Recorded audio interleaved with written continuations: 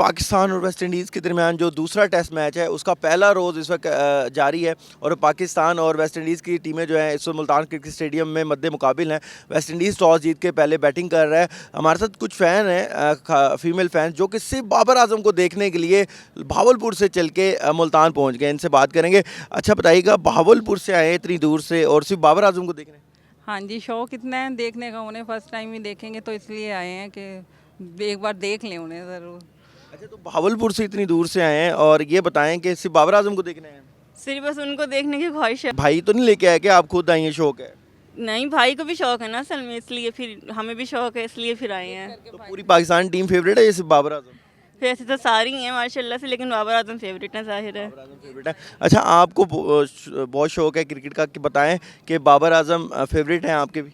जी बिल्कुल, बाबर आजम ही फेवरेट है। लेकिन वो पिछले मैच में तो जल्दी आउट हो गए थे।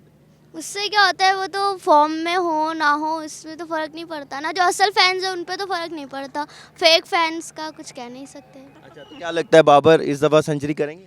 इंशाल्लाह ज़रूर करेंगे। तो कौन जीतेगा इस दफ़ा? पाकिस्तान ही जीतेगा ऑफ कोर्स। पाकिस्तान ही जीतेगा। तो यहाँ पर जो ख़वातीन हैं सिर्फ भावलपुर से चले हैं और उनका कहना है कि बाबर आजम को देखने के लिए यहाँ पर पहुँचे हैं। उनके फेवरेट खिलाड़ी हैं और उनका कहना है पूरी टीम को सपोर्ट कर रहे हैं। ना सिर्फ बाबर आजम अच्छा परफॉर्म करेंगे बल्कि जो पाकिस्तान है वो ये टेस्ट मैच जीत के ये जो सीरीज़ है वो भी क्लीन स्वीप करेगा। जी।